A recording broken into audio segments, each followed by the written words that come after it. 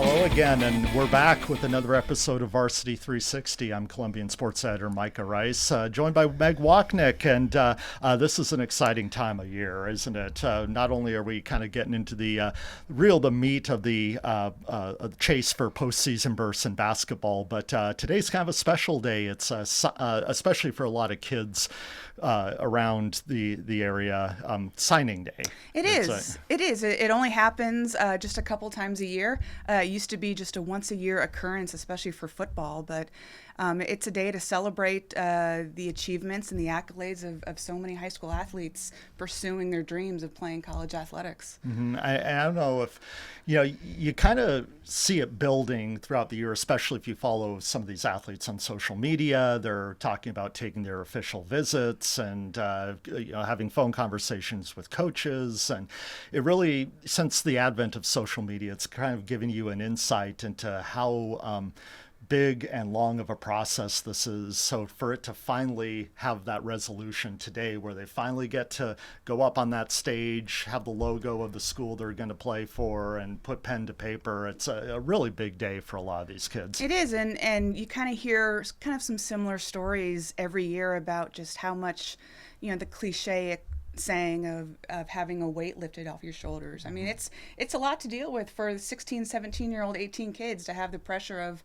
figuring out where they're going to spend the next 4 or sometimes even 5 years of their lives. And it's more than just playing a college sport. Like, college is a big accomplishment, and so it's important to understand the academic side as well as the athletic side of where you want to be for the next 4 or 5 years. Well, you profiled just an exceptional student athlete in an article that came out today. Kyle Chen, he is a first-generation Chinese American who takes a lot of pride in that, in being an athlete and representing that community on the football field. But he's also serving his home country. He's going to be attending the United States Air Force Academy. So tell us a little bit more about your interaction with Kyle and kind of what kind of a guy he is and what makes him so special. Yeah, so Kyle Chen is a high school senior at Mountain View. He's been a 4-year starter defensively, which is pretty rare, especially for a Class 3A program to have a freshman come in and make that immediate impact. And it's been great to just get to know Kyle over the last 3 and 4 years. We profiled him as part of our high school football tab back in September. And, as you said, he is first-generation Chinese American. His parents immigrated from mainland China back in the 1990s. He and his brother Kevin were born here. And the thing that I appreciated most is he said as he's grown up, especially in high school, he's really taken a lot of pride in what his Chinese heritage means to him, not only just as a person, but representing that on the football field. He understands the rarity of not only just Chinese Americans playing big time sports, but just Asian Americans playing high school sports. Last year, only 2% of athletes who identified as Asian were playing Division I athletics, and a very small fraction of them were playing major college football. So he understands the importance of being an Asian American and playing big time football at Air Force. Yeah, and he's not the only one from Mountain View that's going to Air Force. Right. Jacob Martin, an athlete we profiled as being primarily a baseball player first, but he's going to go play football at the Service Academy. Yeah, he is. And talking with Adam Matheson last week for this story, surprisingly, these two guys are the first skill position players under Matheson in his tenure to go on and play major college football. There's been a number of linemen over the years that have played FBS, but not skill position guys. And that's surprising given how successful Mountain View's programs have been year in and year out. But as Matheson said, it takes a certain special person to be at a military academy like Air Force. Not just great athletically or academically, but you have to have that special character and that leadership. And Chen and Martin both represent that. Yeah, I was going to mention that's just so rare. We maybe hear one athlete a year normally that's going to either West Point or the Naval Academy in Annapolis or the United States Air Force Academy. And so to have two in a year and both on the same team, that Exactly. that is something, and it speaks to kind of the quality of those young men. It is, and it speaks to the quality of just what they mean to that program and to that school. Like you said, I mean, two in one school, let alone two in one sports program. Adam Matheson's a very, very proud coach. Yeah. Well, congratulations to all those who signed today. We'll have a kind of a closer look into a program that's really made a lot of inroads in Southwest Washington for football, and that's Central Washington. Every year, they have anywhere from 8 to 10 guys usually that go and play in Ellensburg there, and this year's no different. We have obviously Ty Evans at Skyview, Mitch Johnson, Mountain View's quarterback, is also committed to Central. Quite a few others that are also probably going to end up joining that program, and so obviously if you want to kind of follow Clark County athletes at the next level, Central Washington at the D2 level is obviously one where you should pay attention. It is, and head coach Chris Fisk, he's in his 5th year at Central, and he and his coaching staff have done a really good job over the years of dipping into Clark County and getting so many of our standout athletes. You mentioned Ty Evans, you mentioned Mitch Johnson. There's going to be a couple others when it's all said and done come April and May, and so it's a quality Division II program, and now they're in a new conference, which is mostly Texas schools, so it's big time Division II football. Yeah, absolutely. So once again, congratulations to all those kids who, like you said, get a weight lifted off their shoulders today. But that's not the real reason we're here to talk today, and it's because it's the first day of February, and that can only mean one thing: high school basketball is really heating up. We're heading, we got about a week and a half left of regular season games, even less in some of those leagues where they start to play at the district level and pigtail games and whatnot. But you got to see maybe one of the more accomplished basketball teams last night in Camas girls. They've gotten a lot of attention around the state, #1 ranked in Class 4A, and judging from your article in today's paper, you kind of got an idea why they are so successful. Why don't you tell us about what you saw? Yeah, so impressive victory, 77-34 over Skyview to clinch a share of the league title. They can win it outright, obviously, by winning one of their 2 final games of the regular season. But what impressed me most about Camas is their passing. It was, as my story said, basically a work of art. And I even kind of jokingly asked Scott Thompson after the game, hey, are there times when you just sit back and just watch artists at work? He goes, absolutely. I mean, he marvels in their greatness, and it's beautiful basketball. It's passing in a way that you wish every team would watch and basically duplicate. There's times where there's 8, 9, 10 passes in the half court, and the end goal doesn't change. They're looking for the best shot possible. And when it's clicking like it was against Skyview, it is something special to watch. Yeah, I mean, if you haven't looked up some of the highlights of how Camas runs their offense, it is pretty impressive. It's pass, pass, pass, pass, layup, Addison Harris. She's their post player and leading scorer, and the way they kind of break down a defense is really, like you said, something to behold, and not something you often see, and it's every now and then, you find people, and we were talking about this last night, who really prefer the women's or the girls' game of basketball to the men's game for the exact reason that Camas can exemplify. It's the high level of below the rim basketball passing, setting up shots, you're not getting flustered when a team decides to play pressure defense or something, really having an anecdote to that. And it's the high school girls game at the highest level when a team like that is clicking.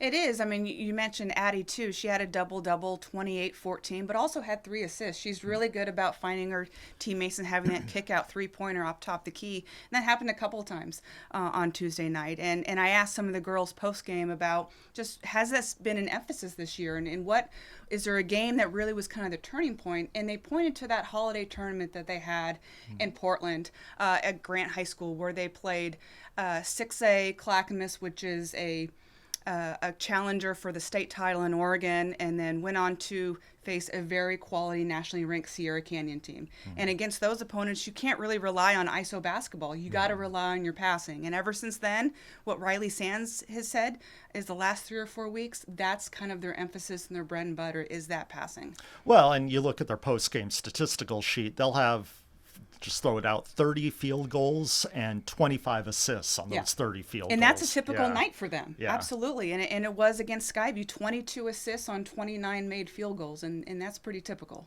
Yeah, so obviously they're going to be a team from this area that is looking to make a deep run into the postseason, definite contender for the 4A state title. Others I'll be breaking down later in the show with Tim Martinez, kind of what we're looking at for postseason possibilities for local teams. But there's a lot to be decided. It's the most important 2 weeks of the basketball season coming up. Now, looking at the basketball season, there's an issue that's kind of come up and been brought to our attention by local coaches, especially local 3A coaches, and that is this year, especially in the boys basketball leagues, the discrepancy between the 4A talent and the 3A talent. As you know, if you follow basketball around here, there's 4 teams in the 4A Greater St. Helens League, 5 teams in the 3A Greater St. Helens League. And they've decided to build a bulk of their schedule by having non-league crossover games. So 4A playing against 3A and doing that throughout, most of January. Well, to be blunt, it hasn't gone very well for the 3A schools around here. In 23 boys basketball games where a 4A school has played a 3A school, the 4A schools are 20-3 and outscoring the 3A schools by 20.3 points per game. This has included wins by 38 points, wins by 33 points, 38 again, 34, 32, and it's remember, I talked to a 3A coach last week who basically said that, what are we doing here? They're not getting anything out of it, talk about the 4A teams, and we sure aren't getting anything out of it.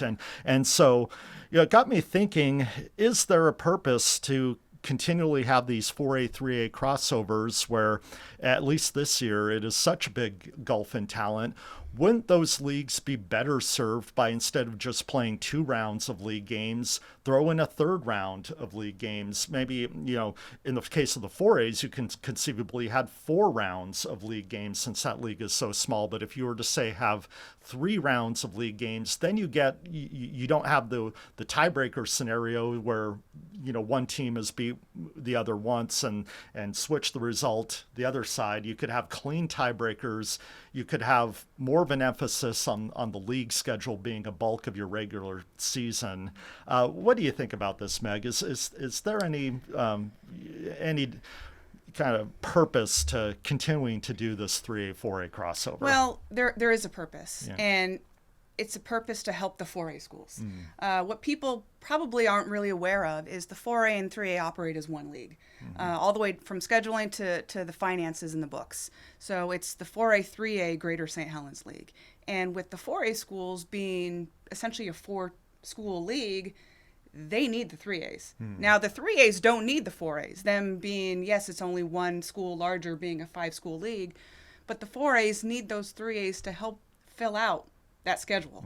Otherwise, the other option is you're going to have 3 rounds of league games. Now, if you look back, 6-7 years ago when the 3A GSHL consisted of Fort, River, Kelso, Prairie. And that was back when the WIA was still every 2 years new classifications. So is that an option? I mean, I don't know. I mean, talking to a number of 3A coaches, and there's kind of this common denominator is we would do anything rather than do what they're doing right now. Because you're right, it's a lose-lose situation, right? What do the 3As get out of it? They get a 30-point loss. Yeah. What do the 4As get out of it? They get a 30-point win. Does that really help either team in their preparation for what they hope is a postseason run? So, but you also have to remember there's classifications for a reason. There's a reason why the WIAA has 4A, 3A, 2A, 1A and the Bs is to create that balance and fairness. And having the 3A, 4As duke it out in a sport like basketball, that's not fair. Right. But there is parity in a number of sports, say volleyball, soccer, the stick sports in the spring, baseball and softball, you see a little bit better competition. In more cases than not, the 3A teams beating the 4As. But in football and boys and girls basketball, it's not working. Yeah, because there's a precedent to this, and I think you're very right in saying that it kind of does depend by the nature of the sport. But they tried this in football a few years ago and then decided to do away with it because of this exact reason that we're seeing, well, not across the board. I mean, you still get the occasional 3A 4A crossover with say a Mountain View and a Union playing a very competitive games against each other, but it's not something that they have held as fast to as say basketball, at least in football. Correct. And some people might be wondering, well, geographically, yes, Clark County, I'm not saying we're at a disadvantage, but where we are, the closest 3A or 4A schools are 100 miles north in Olympia and Lacey. Now, some other people say, oh, we'll just cross the river and play Portland area schools. Well, that's not as easy as it might sound. Now, Camas, for example, in a number of sports, is really good about playing some Portland area schools. I mean, we saw it with girls basketball, playing Clackamas twice this season, going on to play Beaverton to open the season.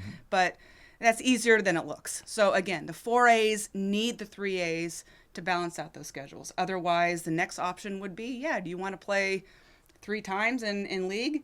I would be a fan. I don't know. Actually. I don't know. So it's tough, but it doesn't really benefit anyone the way it's set up right now. Well, and I think there's also the case of not just the 4A schools being bigger programs, but more established programs who have an established record of success and a coaching staff that has really put in programs that have risen to a high standard, especially at places like Union and Camas.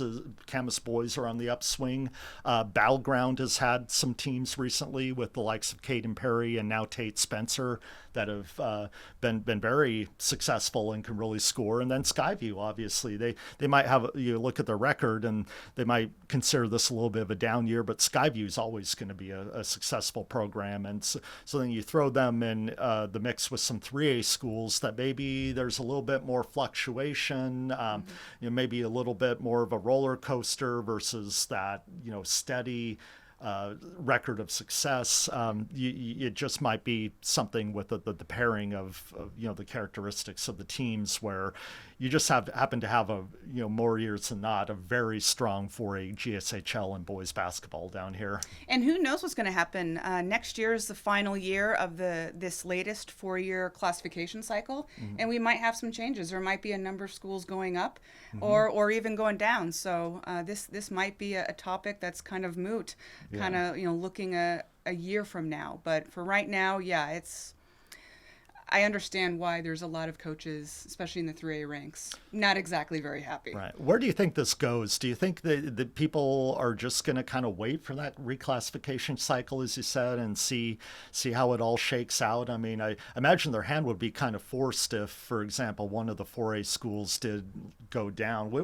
What's the smallest 4A school? It's got to be Battleground. Is it Battleground or? Well, Mountain View is actually, I believe, one of, if not the largest 3A school. So that is one school that could possibly go up. And looking at the latest enrollment numbers, that is a very high probability. So which essentially would just flip-flop. The 4As would have 5 schools, and then the 3As would have 4. Could a 3A school drop down to 2A and join what would be a 10-team league? Yeah, I don't see that enrollment-wise. Again, the last reclassification cycle was the new free and reduced lunch, the socioeconomic factor, which made a lot of changes. Fort Vancouver, Hudson's Bay dropping down to 2A. I don't see the 2As changing much at all. Now, Ridgefield, probably in another reclassification cycle, we'll be looking at Class 3A, but I don't see that happening next year. Yeah, I mean, the writing's on the wall there with all that, or I should say the writing's on the fields out there with all the new housing that's being built out there, and how, you can only expect the result of that would be a larger student body. Exactly. But what the time frame is for that, we'll just have to see. Yeah, so I don't see a whole lot of movement for reclassification like we saw 4 years ago. But you just never know. Yeah, well, what we can say though is it's been a very good year for the 4As. Also with the girls, if you put Camas, Skyview, and Union girls together, they are a combined 11-1 and outscoring teams by almost 15 points a game. So it's just one of those years. Maybe it works itself out. Maybe it's kind of a cyclical thing, but it is something that kind of people, especially at the 3A level, are taking notice. Yep. All right.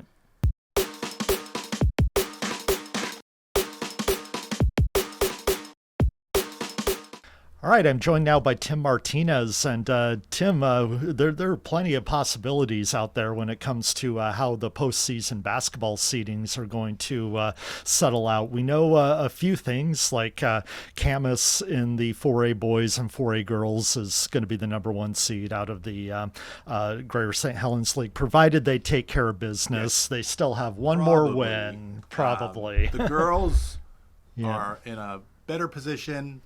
The boys, because of the competitiveness in the 4A boys, they have to take care of business starting Friday against Union. So if Camas girls and boys both win against Union on Friday, the boys play the early game, 5:30, a doubleheader at Union, and then the girls afterwards. If the Papermakers win both then yes, they are league champions and they are the number one. Yes, and then obviously in the boys, Battleground and Union both sit at 2-2 right now. They obviously Union got a crucial win last night over the Tigers to put them in a position to possibly. But if those two teams were to finish tied, is there a tiebreaker scenario? They split the boys. The boys split. Yeah. So. I don't know if there will be a particular, because in the 4A, there is an advantage to being 2 and 3, because 2 will play at home to open the bye district in a loser out game. 3 goes on the road. So I'm not sure if they will play that out or not. I know all the 3A tiebreakers are going to be played out because there are a little bit more distinct differences between 1, 2, and 3 there. So they might decide to play it out, or they may decide to coin flip it. You touched on the 3A scenarios in your column this week, and boy, talk about kind of a lot to be determined then. And it even included the 3A Greater St. Helens League deciding to move up their schedule so that they could have a timeline that was more favorable toward a potential tiebreaker. Yeah, so there's two factors in that decision. One factor was the possibility of tiebreakers, which would take place if they're needed. Would take place on Monday, either at Union or Skyview. But then the number 3 team from the 3A Greater St. Helens League has to play a pigtail game against Bainbridge up in Tumwater on Wednesday. So originally the schedule was set to finish on Tuesday, and so I think they just, with possibly a tiebreakers and then that pigtail game, close out the league this Friday, and then that'll give them a window to do that. So, well, and as we're taping this, all of the 5 teams in the 3A boys could still conceivably see a path, but however unlikely it is from 5th place Prairie up through Evergreen and Heritage, which are both 2 and 4 right now, and then at the top of the league, Mountain View 6-1 and Kelso 5-1. They could end up in a tie for first. Yeah, barring a big upset with one of those teams lower in the standings coming up and knocking off either Mountain View or Kelso. They're probably headed for a tie for first, co-league championship, and then they would play a tiebreaker game on Monday, probably at Skyview, just because I'm thinking geography with how far Kelso has to go, to play for that number 1, number 2 seed. So it's a big difference because number 1 puts you into the double elimination part of the bracket, and you'll play a home game to open bye district. 2 opens a bye district home, but that's a loser out. And so you got to win at least 2 to get yourself a shot to go out to the regional round of state from those loser out games. So it's a big difference between those two. Yeah, and the 3A girls, it's interesting because Prairie, if they beat Evergreen, can wrap up that number 1 seed there. Evergreen just a half game behind right now at 5-1 to Prairie's 6-1. And then you have Kelso at 3-3 and Heritage at 2-4. So still a bit to be determined in the 3A girls. Still a bit to be determined. It could all be sorted out Wednesday night, and we could know by the end of Wednesday night about who's going to be 1, 2, or 3, depending on who wins and loses, because Prairie and Evergreen are playing, and then Kelso and parents are playing. So depending on how that all sorts out, probably have a pretty good idea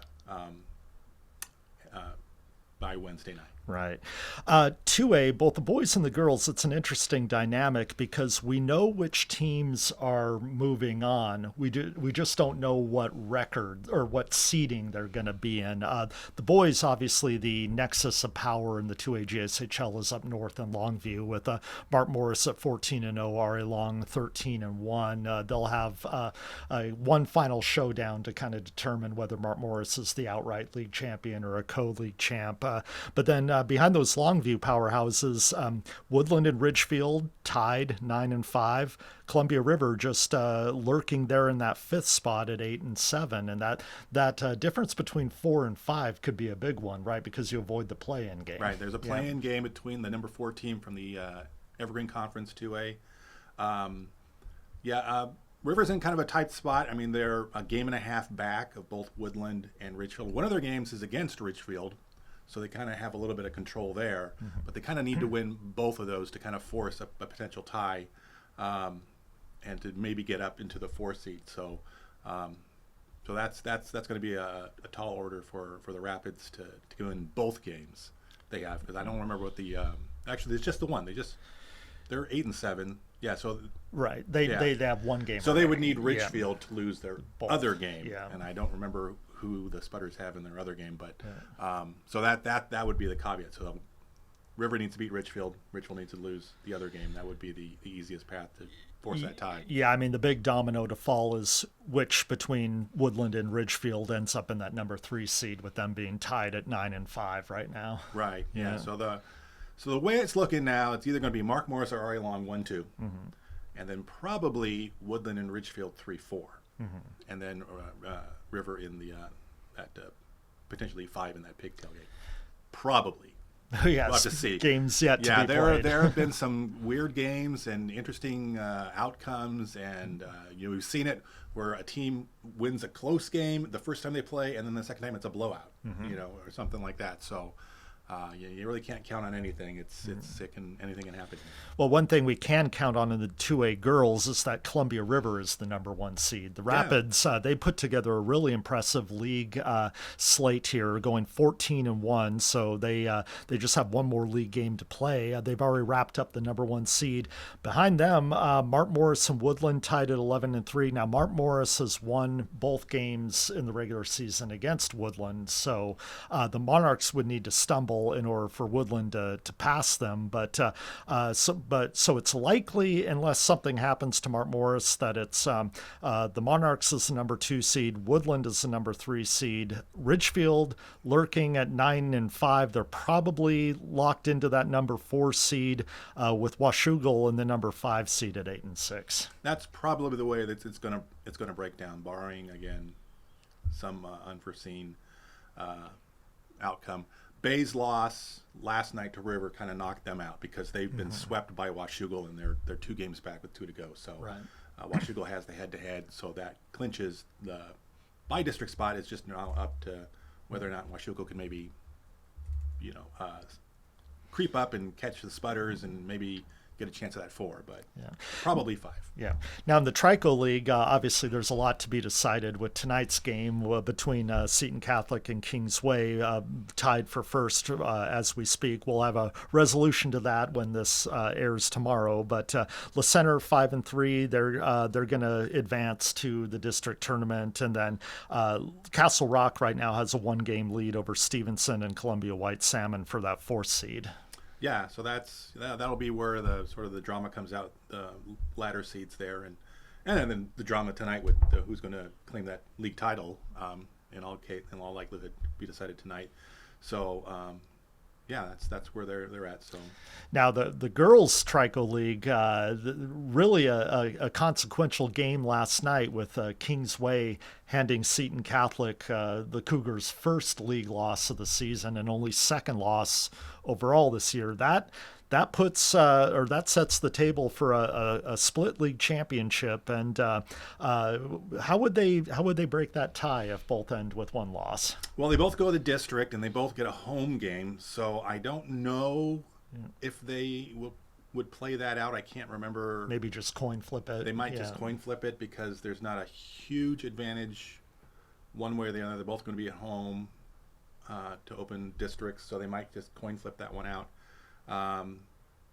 Yeah, and I think the other spots are all slotted. They are. Columbia White Salmon is locked into the number 3 seed. La Center locked into the 4. Right. You know, like they got a 1-game win over Stevenson, but they got the head-to-head on Stevenson. So, yeah. So it's I think we've seen some games here in the last couple weeks that kind of maybe surprised us and stuff. I think most folks thought that Seton last night would wrap up the league title, and Kingsway showed that they were ready to play, winning on Seton's floor.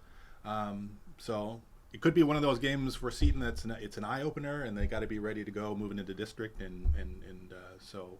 Yeah, kind of looking forward to see how this all shakes out and where we go from here in the postseason. Yeah, I mean, that's the big question. Which team catches fire, makes a run? I think we're going to learn a lot over the next week and a half as to what teams are peaking at the right time. And then obviously you gotta make it happen when the stakes are the highest. Yeah, I saw like one of those games where Battleground beat Union first time around, but last night with the Union boys, they kind of rolled over Battleground, and they are playing very well as they head into the latter part of the season. Kelso boys have been playing very well in the last couple weeks here.